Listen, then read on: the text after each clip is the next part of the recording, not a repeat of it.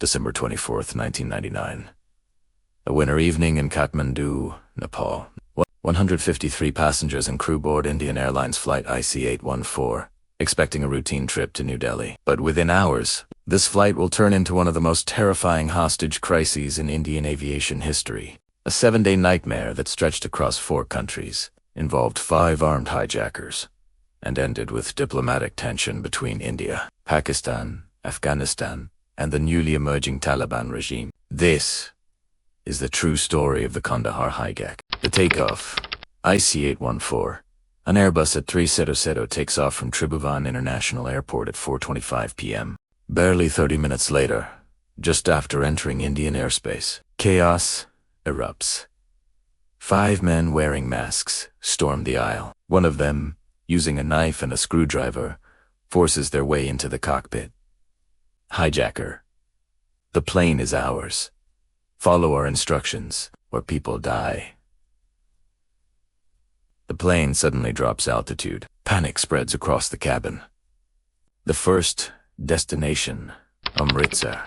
The hijackers order Captain Davy Sharon to divert to Lahore, Pakistan. But the plane doesn't have enough fuel, so the crew requests an emergency landing at Amritsar, India. At 7 p.m., IC-2814 lands at Amritsar Airport. India has the plane on its own soil. But what happens next becomes one of the most controversial moments of the entire episode.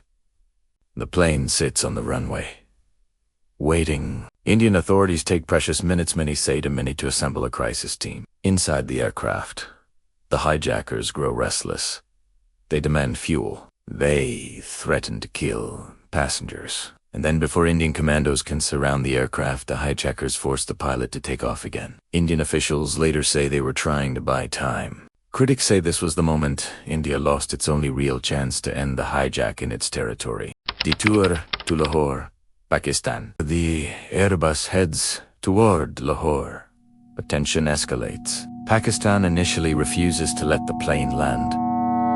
Fuel is dangerously low. The pilots declare an emergency. Finally, Pakistan allows a landing with runway lights turned off as a defensive measure. The plane lands almost blindly. Pakistani security surrounds the aircraft, preventing escape. The hijackers demand more fuel. Pakistan refuses at first, but under pressure from the unfolding crisis, they refuel the jet. Within 45 minutes, IC-814 takes off again, this time heading to Dubai.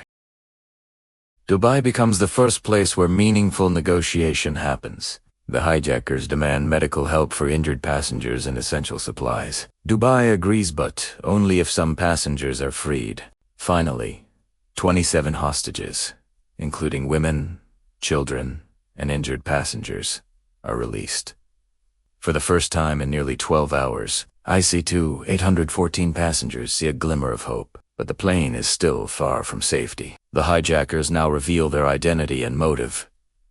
They belong to Harkat al-Mujahideen, a Pakistan-based militant group. Their demand: India must release 3 jailed terrorists: Maulana, Masood, Azhar Ahmed, Omar, Saeed, Sheikh, Mushtaq, Ahmed, Zargar. This demand will define the crisis. The final stop: Taliban-controlled Kandahar. Early morning, December 25th. IC-814 lands in Kandahar, Afghanistan, then controlled by the Taliban. Taliban fighters surround the aircraft in pickup trucks, waving their white flags. Taliban spokespersons claim neutrality, but intelligence later confirms they assisted the hijackers' logistics on the ground. India now faces a diplomatic nightmare.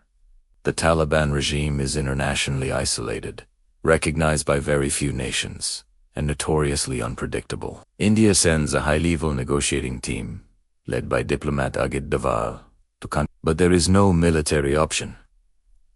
Kandahar is surrounded by armed Taliban units. Any rescue operation could turn into a massacre. The crisis becomes a game of endurance. Inside IC-814, fear tightens its grip. Passengers are beaten. One is stabbed. Another 25-year-old Rupin Katalis, brutally wounded and later dies from his injuries. Food runs short. Water is limited. There's no ventilation.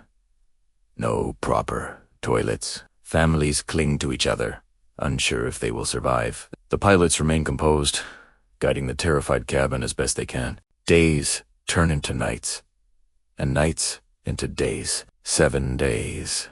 7 days of terror inside a locked metal tube in a desert airfield. Back in India, public pressure erupts.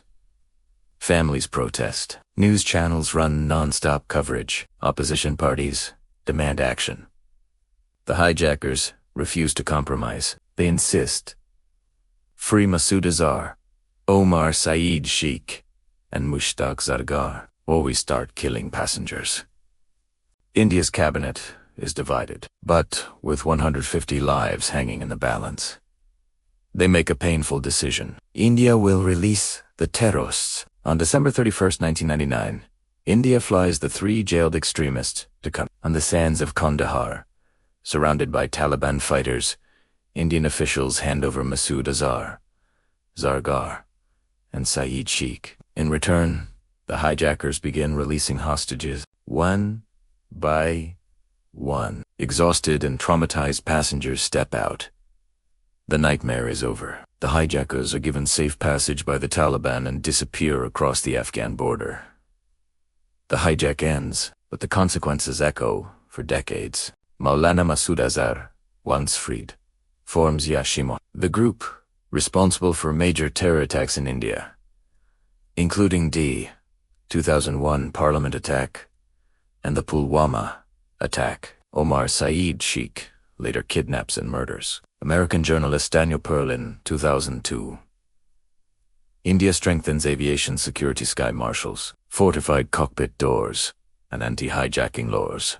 Many experts believe the Kandahar hijack remains a lesson in geopolitical vulnerability, a reminder of how one decision, made under extreme pressure, can reshape national security forever. 153 people boarded a routine flight that December evening. They returned home, changed forever, survivors of one of the most haunting aviation crises in modern history. The Kandahar hijack wasn't just a hijacking.